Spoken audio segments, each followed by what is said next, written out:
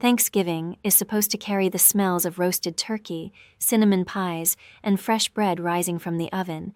But that year, those familiar scents became tainted for me by the sudden crack of my husband's hand across my face, a sound that split the holiday chatter into stunned silence as every fork froze halfway to every mouth.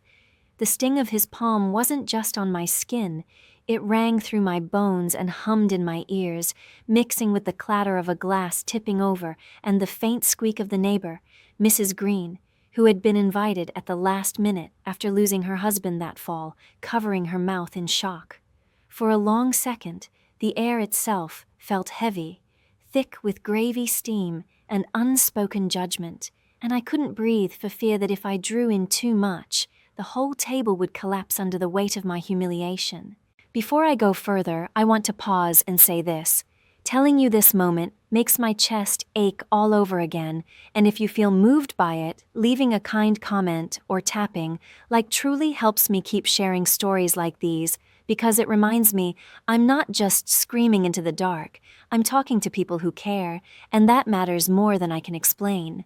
My name is Emma. I'm 29, and I never thought my life would narrow into this kind of stage, where I was nothing more than the girl who carried plates and smiled on cue while Daniel, 32, was adored as the successful golden son. His parents' house was vast and polished, smelling faintly of lemon wax and turkey fat, and even as my cheek burned, I caught the absurd detail of the chandelier crystals swaying slightly from the force of my humiliation, as though the house itself wanted to record the moment. My mother-in-law, Patricia, narrowed her eyes at me, not with pity, but with disdain, the same expression she'd worn years ago when I had dared to serve mashed potatoes without enough cream, and his father turned his wineglass in slow circles, the red liquid catching the light, pretending not to notice what everyone had just seen.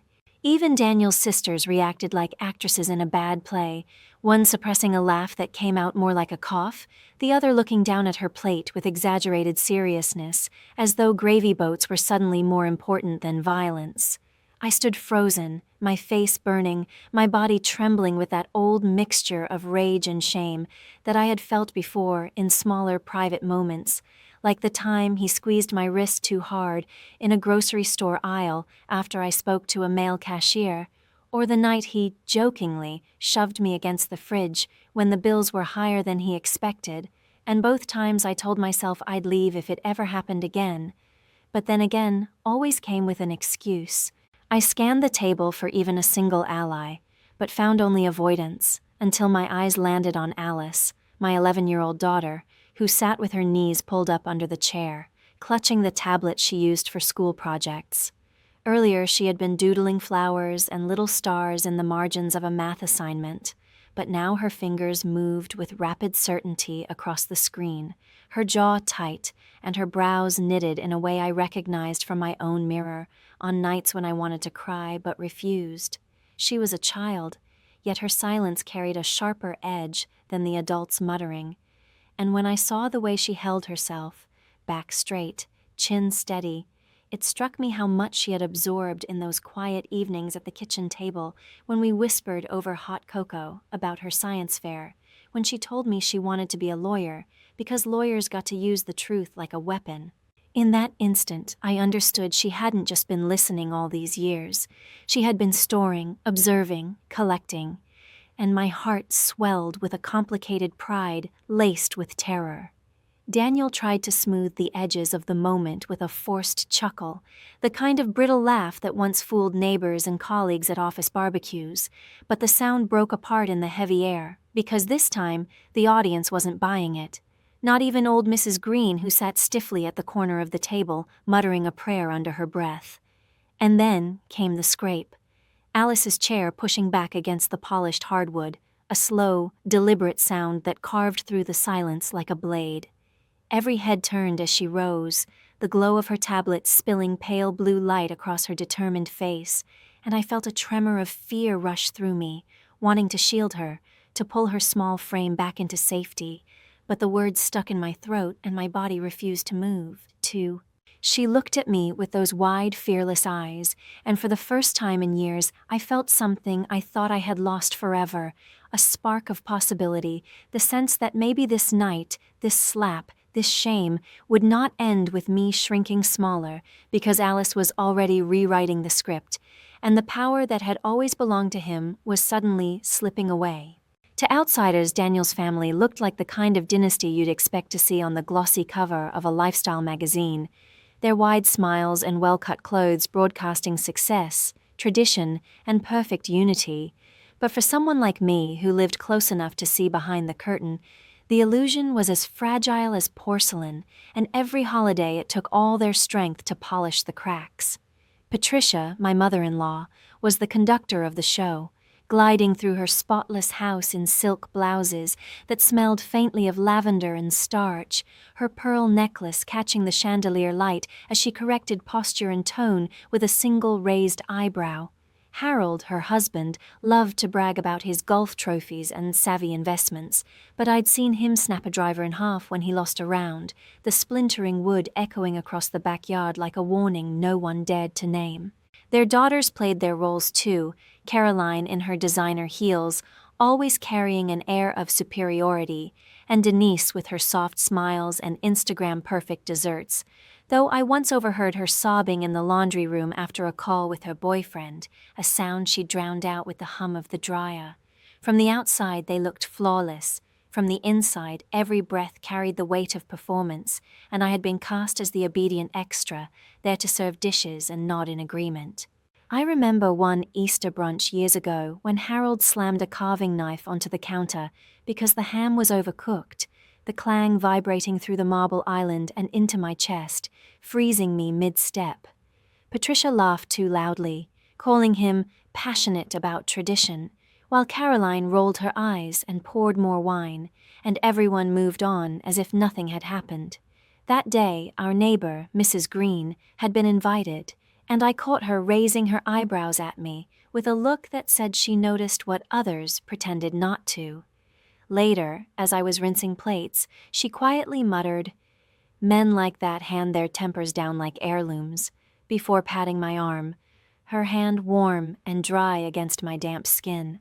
I told myself Daniel wasn't like his father, that the way he pressed too hard on my shoulder when guiding me out of a room was just protectiveness, that his occasional sharpness was stress, not cruelty. But my body kept remembering, the tightness in my chest, the trembling in my fingers when I smelled his cologne too close, the heaviness in my stomach when he lowered his voice in that measured way that always meant anger was coming. The cracks showed up in smaller places too, the places most people would miss. Patricia drank her Chardonnay too quickly, hiding bottles behind pantry boxes, and once when I accidentally walked in on her in the powder room, I found her gripping the sink, whispering to her own reflection that she couldn't keep it up. Caroline's perfect banker husband left faint yellow marks on her wrist that she hid with chunky bracelets, and when our eyes met one Christmas, she looked away so quickly it was like she was afraid I might say out loud what she couldn't bear to face. Denise, the younger sister, filled her feed with curated images of hydrangeas and macarons, but I once caught her staring at nothing in the garden, the hose running over her hand until the water went icy, as though she wanted to feel something real. They had all mastered the art of silence, as if survival in that family required pretending nothing ever happened, and perhaps that was why not one of them gasped when Daniel's hand connected with my cheek. It was only a continuation of the silence they had been trained to maintain all their lives. The illusion was suffocating because it demanded I erase myself to keep their picture intact. And even though every holiday spread was perfectly arranged, every candle matched, every seat assigned, I felt the truth pressing against me like invisible hands. My body remembered what my mind tried to deny, the sharp smell of whiskey on Daniel's breath when he whispered threats late at night, the way my palms sweated when his shoes clicked down the hallway, the taste of copper in my mouth when I bit my lip to keep from crying in front of Alice. It was like living inside a snow globe, beautiful when displayed to the world, suffocating when you were trapped inside. And late at night, when Alice fell asleep beside me after asking why Daddy was always so angry, I would stare at the ceiling and wonder what if I had walked away the first time I felt the ground crack beneath me.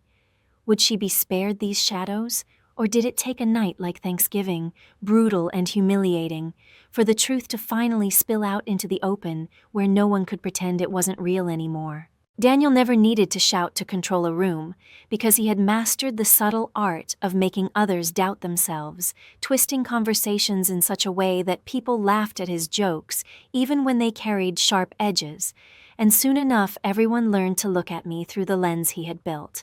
The lens where I was fragile, overly emotional, a little clumsy, always grateful for his guidance.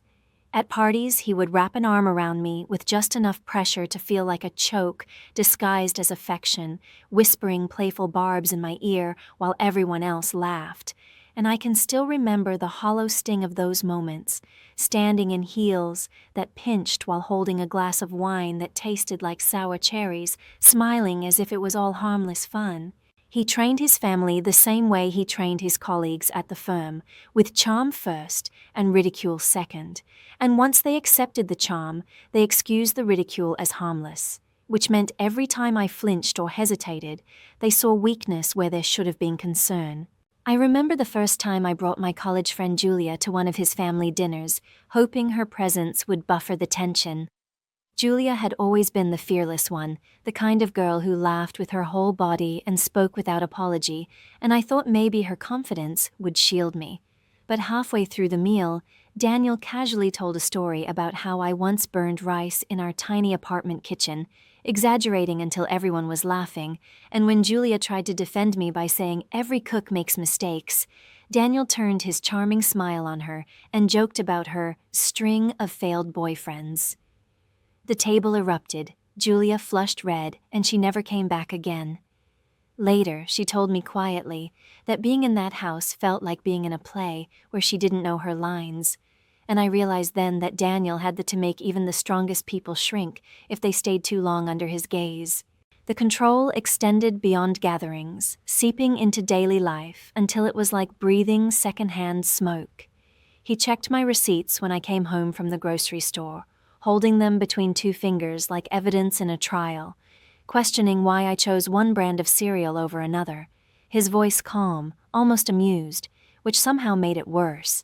He insisted on reviewing my phone to keep us honest, scrolling through messages with his thumb while I sat frozen beside him, the smell of his aftershave burning my throat. He even deleted contacts he didn't approve of, and once when I asked about my missing college roommate's number, he handed me my phone with that slow smirk and said, "You don't need her anymore, you have me." My stomach turned cold, but I stayed silent because by then silence was survival, and silence was what he had trained me to give. And yet, even while he shaped me into the quiet wife his family expected, there were moments when the mask slipped, and I caught glimpses of the man underneath. Once at a dinner with his boss, after one too many bourbons, he leaned too close to the waiter, his words slurring, and when the young man flinched, Daniel laughed, patting his shoulder too hard, leaving the poor boy pale and stiff.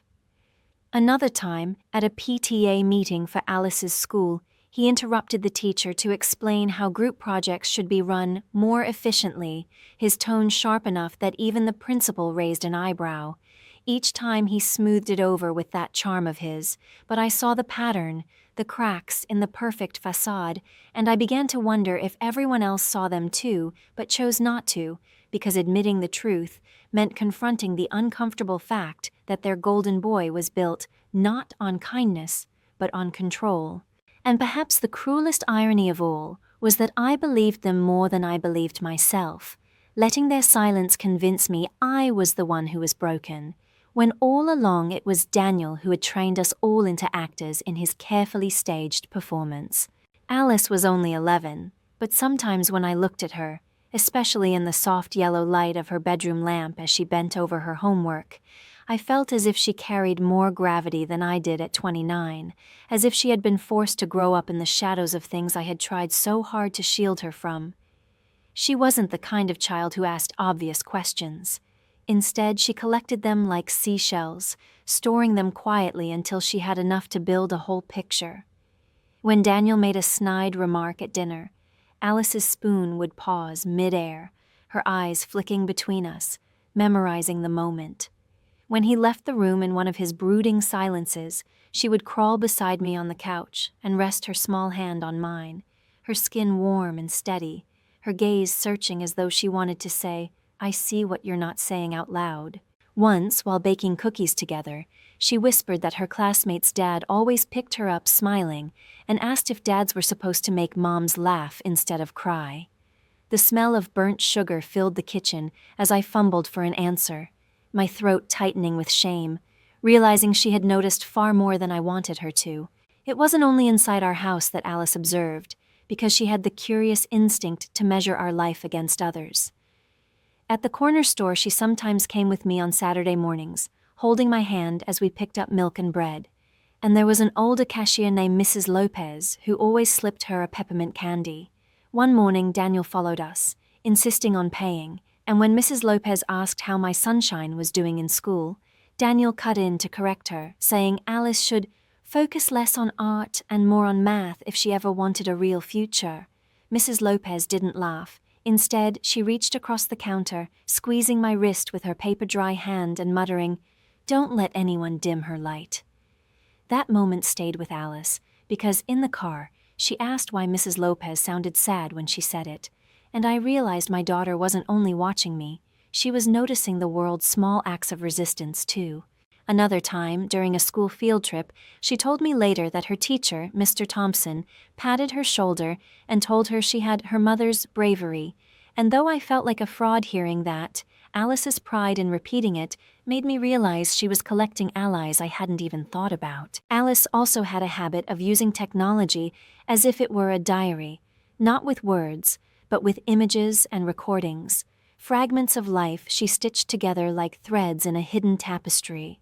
At first, I thought it was harmless curiosity, the way she took pictures of dinner plates or snippets of conversations, but later, I realized she had been building something far more deliberate. One evening, while folding laundry, I overheard her talking quietly to our neighbor's granddaughter, Mia, through a video call. Mia's parents were divorcing, and Alice told her she kept proof of things in case adults ever lied.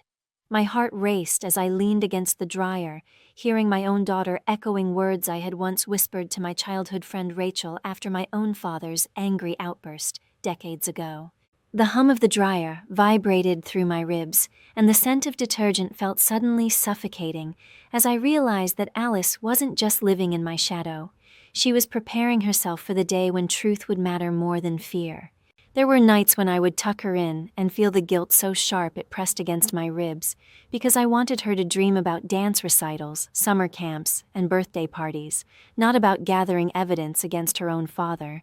And yet, in her resilience, there was a quiet irony that humbled me, because where I had learned silence as survival, she had learned observation as resistance. Sometimes she would leave me little notes, drawings of us holding hands under a bright sun, and though the crayons smelled of innocence, the lines she wrote underneath betrayed an old soul.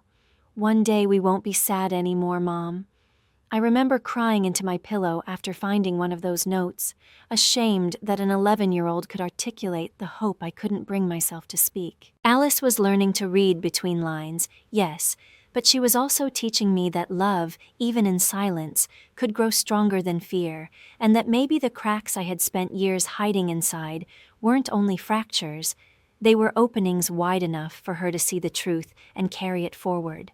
The moment his hand struck my face, I felt the sound before the pain, a sharp crack that rang inside my skull like a bell being struck too close, and for an instant, the world blurred, the chandelier above me swaying as though the house itself recoiled. The taste of iron filled my mouth where my teeth caught the inside of my cheek, the heat blooming across my skin faster than any words could reach me, and my hands trembled so hard I nearly dropped the serving spoon that was still slick with cranberry sauce.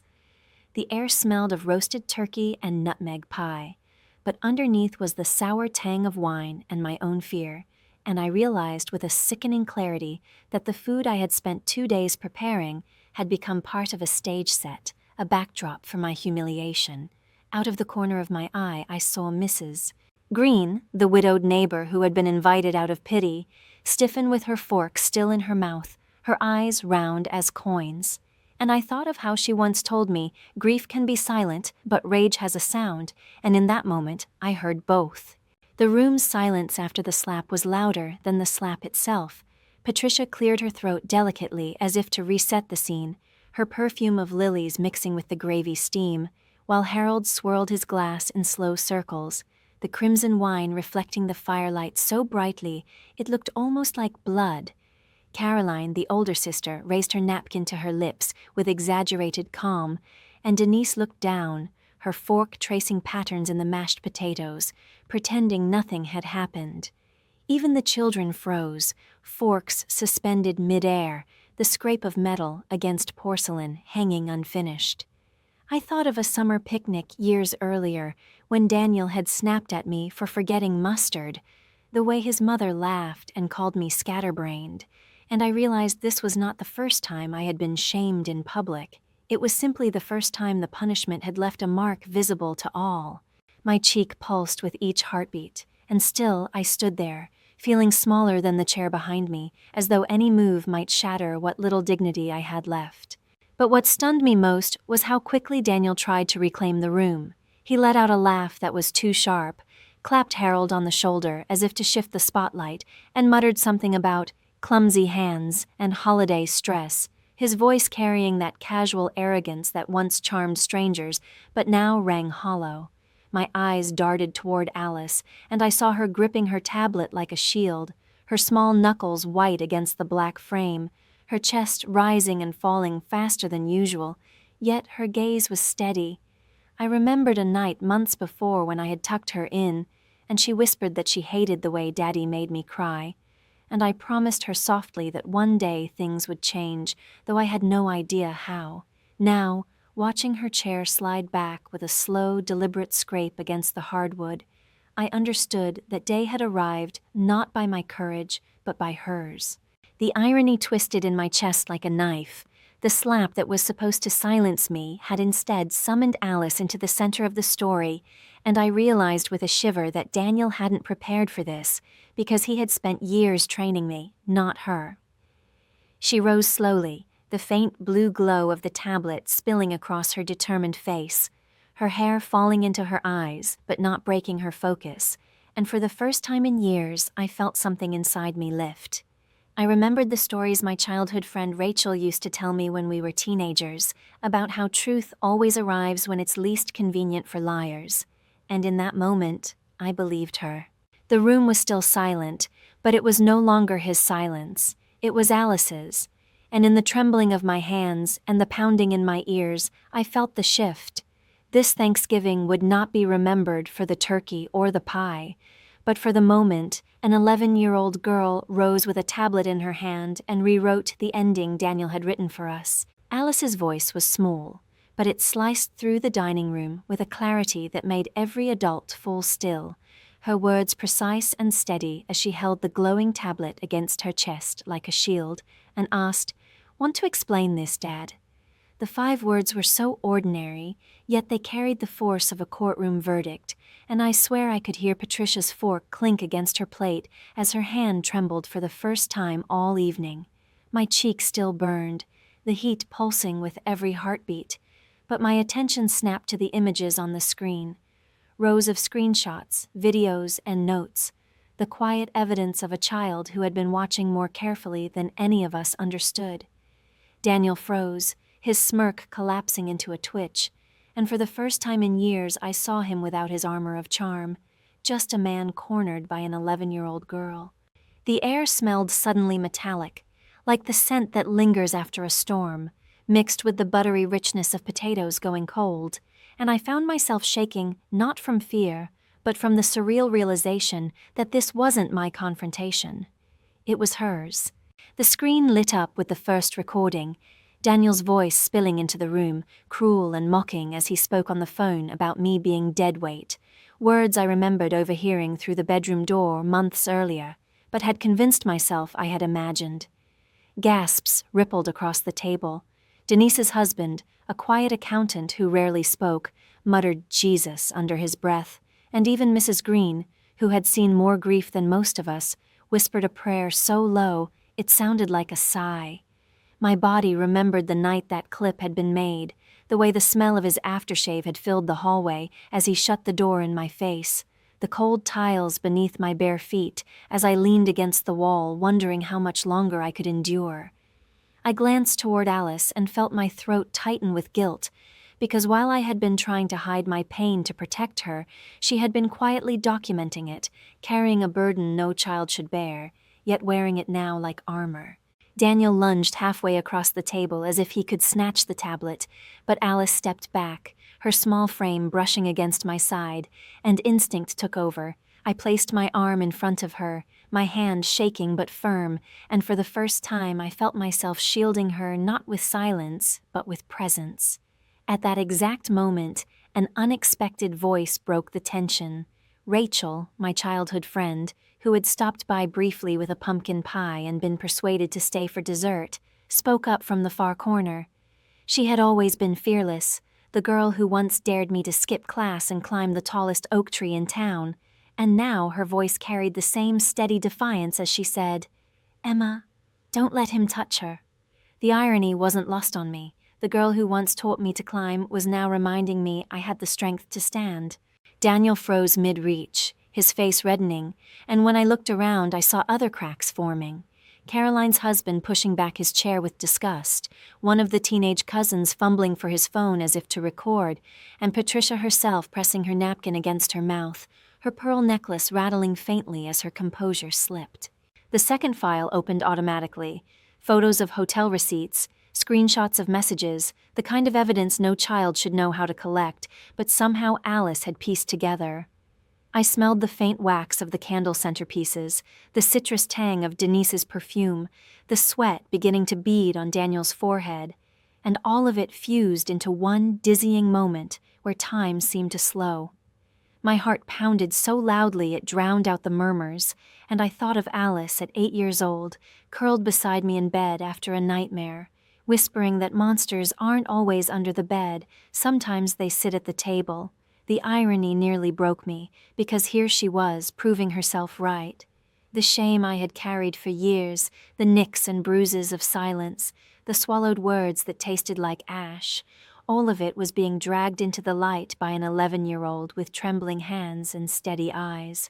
And in the stunned quiet that followed, I felt something unfamiliar wash over me, not just fear or anger, but the first fragile outline of freedom. The dining room seemed to hold its breath after Alice's words, the kind of silence that presses against your eardrums until you swear you can hear the blood moving in your own veins. And in that silence, the faint ticking of the grandfather clock from the hallway grew so loud it felt like a hammer striking metal. My skin still burned where his hand had landed, the throbbing heat now mingling with the chill that spread across my shoulders, as though the draft from the window had crept under my dress, and I could taste iron on my tongue each time I swallowed. Daniel's face was drained of color, sweat sliding along his temple despite the November cold, and I realized with a start that he wasn't trying to smirk anymore. He was struggling simply to keep his mask from falling apart in front of the family he had spent years performing for. Patricia finally broke the silence, but not in defense of me or even Alice. Instead, she coughed sharply, pressing her napkin so hard against her painted lips that the fabric smeared with lipstick, whispering in a hoarse, trembling voice, "Turn that thing off, Alice. This is family business." The hypocrisy cut me sharper than the slap had. This was the same woman who preached about dignity, charity, and tradition, and now she was pleading with a child to erase the proof of what she had spent her life covering. The scent of her lilies and powder perfume filled the air, but it couldn't mask the sour undertone of fear that had seeped into the room. It was Martin, Caroline's husband, who shattered the frozen tableau. Normally he was quiet, the kind of man who lingered at the edge of conversations and nodded more than he spoke, but now he shoved his chair back so violently it scraped the hardwood and made the chandelier tremble above us. He planted his hands on the table, veins standing out along his wrists, and in a voice so low yet so forceful it made me shiver, he said, "Enough. We've all watched him belittle Emma for years, and we've laughed, or we've looked away. Not tonight. His words cracked something open in me. I remembered the summer barbecue when Daniel had gripped my wrist so hard that the skin ached for days, and Martin's eyes had flicked to mine, lingering for half a second before darting away, his silence then sealing my humiliation. Now his voice carried not just anger, but shame, and for a moment I saw in his flushed face a reflection of my own years of complicity in silence. Harold's wineglass froze midair at those words, his thumb slick with a droplet of red that trickled down the stem, and Patricia gasped as though Martin had spat a curse in a church pew. But the room was no longer Daniel's stage. It was shifting, tilting, the lines of the play changing before anyone could catch them. Denise tried desperately to pull the script back. She slammed her fork down so hard the clang rattled against china, her citrus vanilla perfume suddenly cloying in the heat of the moment, and snapped that Alice was just a child who didn't understand what she was doing. Her eyes, usually soft and practiced in sweetness, flared with something raw and desperate as she turned on me, hissing, "He's your husband, Emma. You should be teaching her respect, not feeding her lies." My stomach twisted, nausea rising with the echo of her words, because they were almost identical to the ones Daniel had spat at me in our kitchen months earlier, accusing me of poisoning Alice against him while the hum of the refrigerator masked my stifled sobs. I could still remember the sticky orange juice dripping down the counter that night, my knees trembling as he towered over me, the metallic click of the fridge fan too loud in the silence.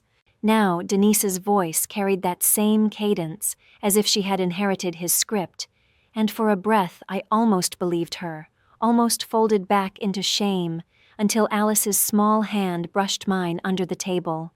Her touch was warm, steady, grounding me with a silent promise that her truth was stronger than their noise, and I clung to that touch as if it were the only solid thing in a room full of shifting ground. And then, from the far end of the table where he had been slouched with his phone, came the most unexpected rupture of all. Ethan, Patricia's teenage nephew, usually bored and half asleep at these dinners, stood abruptly, his chair legs screeching as they dragged against the floor. His face was pale, but his voice cracked with a mix of fear and courage as he blurted, "I've been recording since she started talking." The words detonated in the room like a firecracker. Caroline gasped. Harold muttered a curse he hadn't used in years, and Daniel lurched forward with a growl in his throat, but Ethan stepped back, holding up the phone like a weapon. "If anyone tries to delete this," he stammered, "I'll send it to the whole family group chat and the school paper." For a moment the absurdity nearly made me laugh, a bitter, shaky laugh that lodged in my throat, because the silence Daniel had trained into us for years was finally being dismantled not by the powerful, but by the quiet ones, the overlooked ones, a husband who had swallowed his shame, a teenage boy who had seen too much, a child who refused to bow.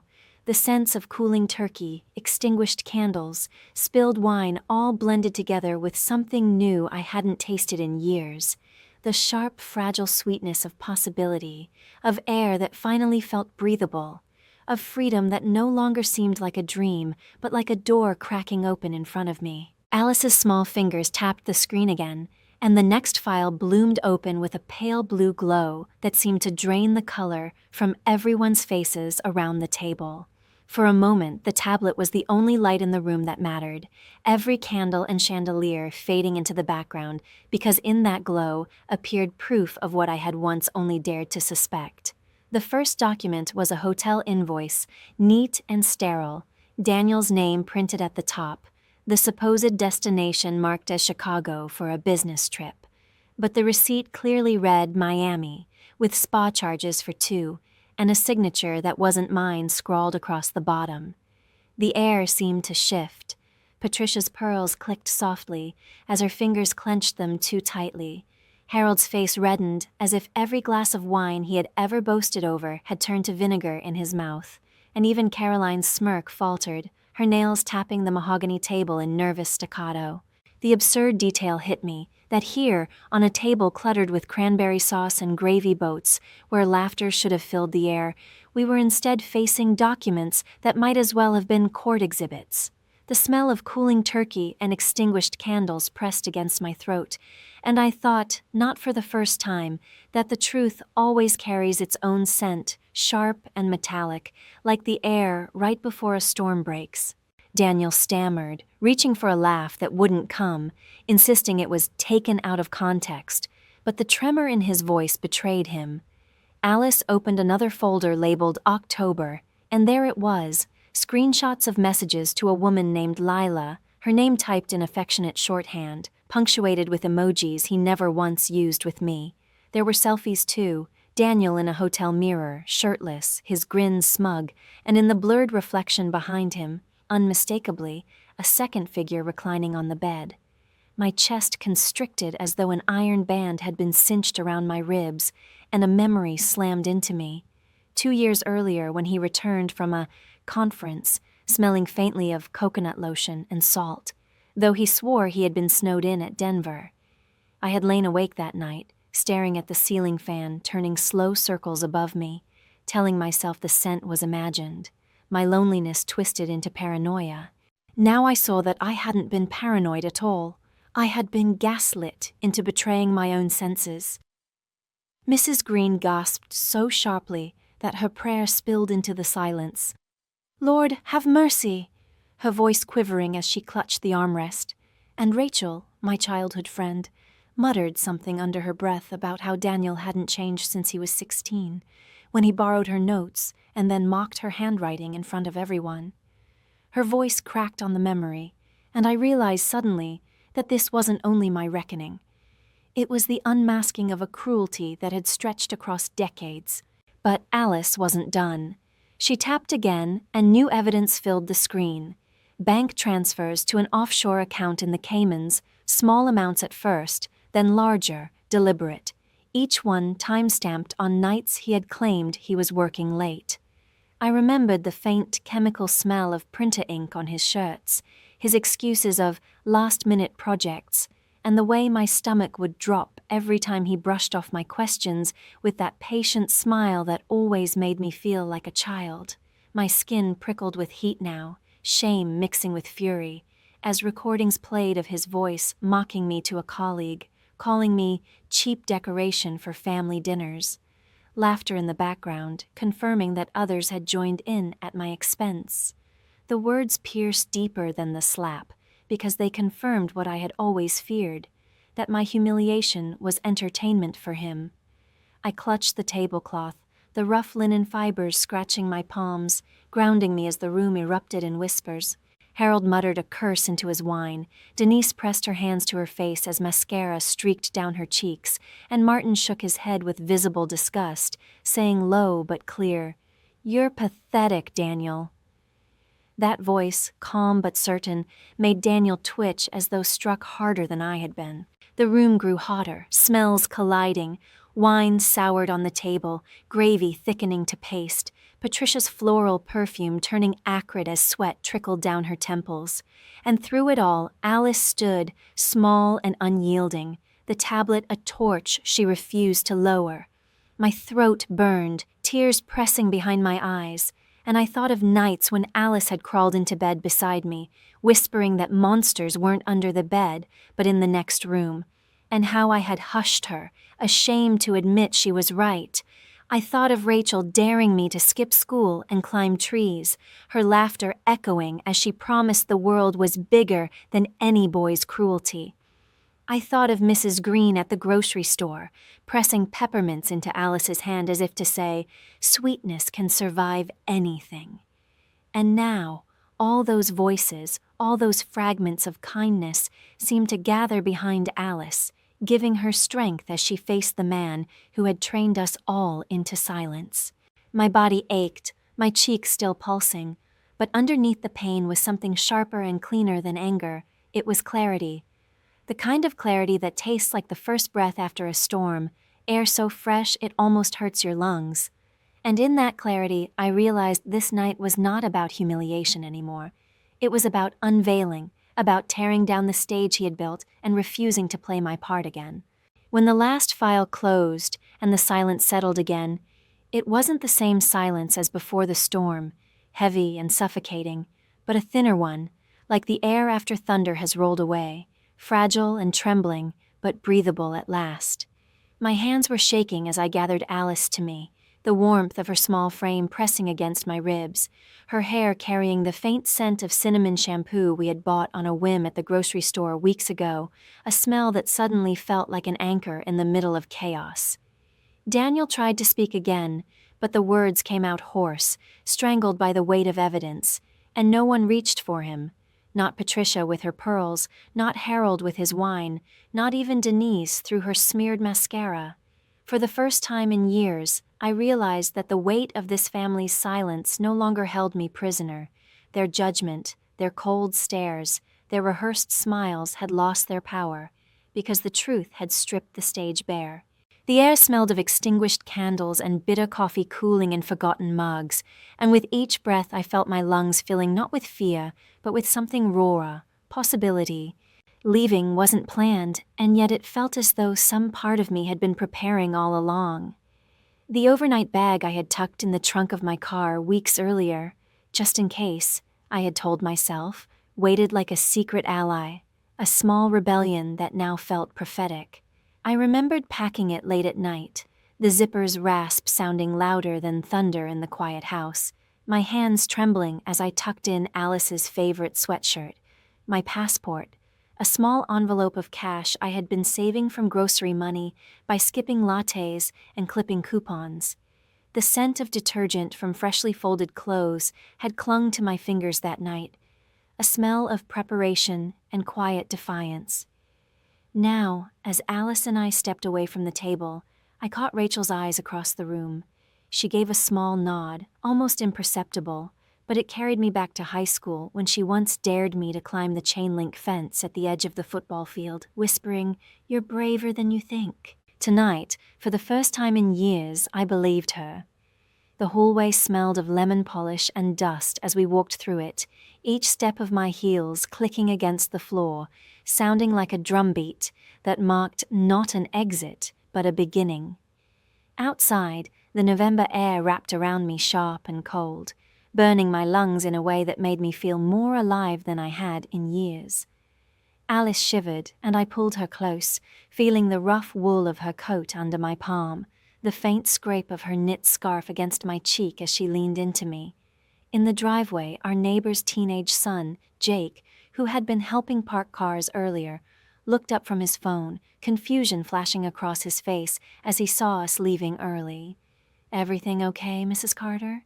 he asked softly, his breath puffing white in the dark, and I almost laughed at the absurdity of it.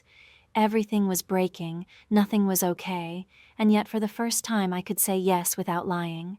"We'll be fine," I told him, my voice shaking but steady enough, and the way his shoulders dropped with relief reminded me that even outsiders, kids barely grown, had noticed the cracks long before the family admitted them. Driving away was both agony and relief. My hands clenched the steering wheel, the leather cold and slick under my palms, my cheek throbbing with each heartbeat, but the night outside the windshield stretched wide and endless, dotted with streetlights that blurred through my tears. Alice sat beside me in silence, her tablet still clutched to her chest, the glow finally dimming, and I realized with a jolt of awe that this small girl had carried more courage than I had allowed myself in years. My chest ached with guilt for every bedtime I had told her to hush, every time I had pretended things were normal, every lie I had swallowed for the sake of peace. But alongside the guilt was something cleaner, fiercer, gratitude. The world outside smelled of wet leaves and gasoline from passing cars, sounds of distant barking dogs, and the faint hum of late-night traffic weaving into a strange kind of lullaby. And as the tires carried us farther from that house of silence, I felt the knot inside me loosen, replaced not with certainty but with freedom, raw and unsteady but mine at last. The weeks that followed felt unreal, as if I were walking through a world that was finally mine, but still carrying the echo of his shadow. Papers were filed, lawyers called, and the house that once felt like a gilded cage became a battlefield of documents and subpoenas. Daniel tried to regain control, swaggering into court with polished shoes and a smirk he had carefully glued back onto his face. But the moment Alice's files were presented, The recordings, the receipts, the photos, his arrogance cracked wide open under the fluorescent lights. I sat beside my lawyer, hands trembling against the cool wood of the bench, the smell of ink and stale coffee filling the air, and for the first time in years, I didn't lower my eyes. Patricia was there, pearls around her neck, but her gaze stayed fixed on her lap, and when the judge asked her to testify, her voice faltered, the lies she had prepared dissolving into silence. Harold tried to defend his son, but the evidence was too sharp, too undeniable, and his words fell like dull blades against steel. I felt Alice squeeze my hand, her small palm warm and certain, and in that squeeze was a reminder that I hadn't just survived, I had broken free. The fallout spread faster than I imagined. Daniel's firm, once proud to call him their star, suspended him within days after the offshore transfers became public record. Caroline's husband, Martin, who had finally found his voice, filed his own separation, confessing that he could no longer stomach being part of a family that thrived on silence. Denise, who once defended her brother with venom, was left stranded when her boyfriend discovered she had hidden his debts, and the shame that clung to her seemed heavier than any perfume.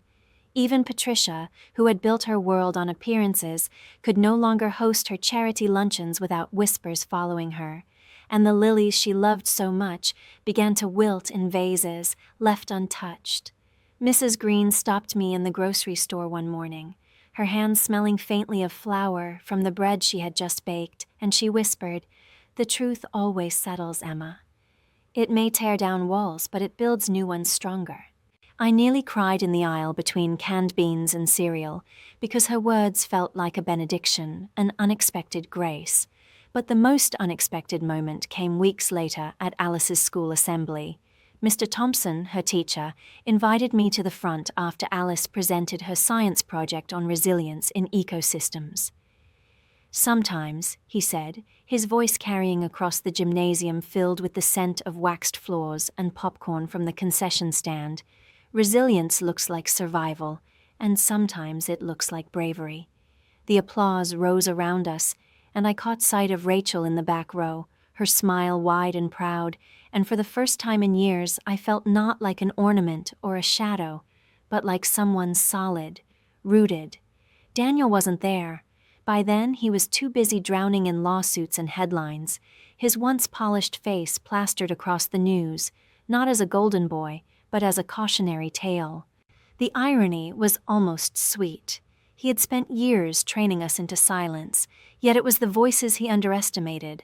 An 11-year-old girl, a quiet husband, a bored teenager, that carried the truth into the open and tore down everything he had built.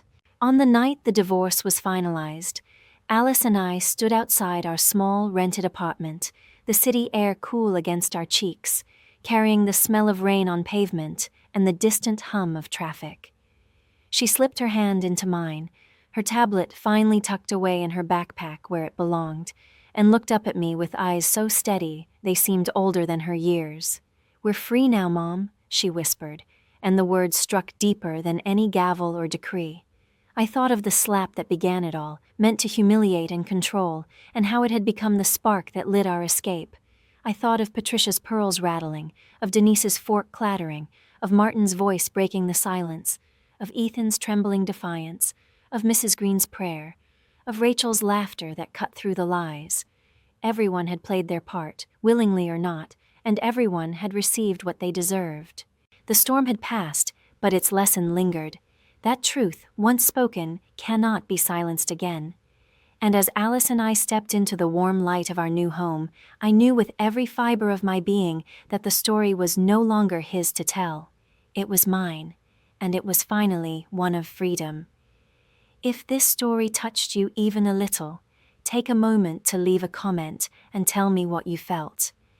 I read every single one, and your words mean more than you know. Hit that like button if you believe truth always wins in the end. And don't forget to subscribe so you won't miss the next story. It may sound small, but your support is what keeps me sitting down to share these moments, and together we're building a space where no woman has to feel alone in her struggles.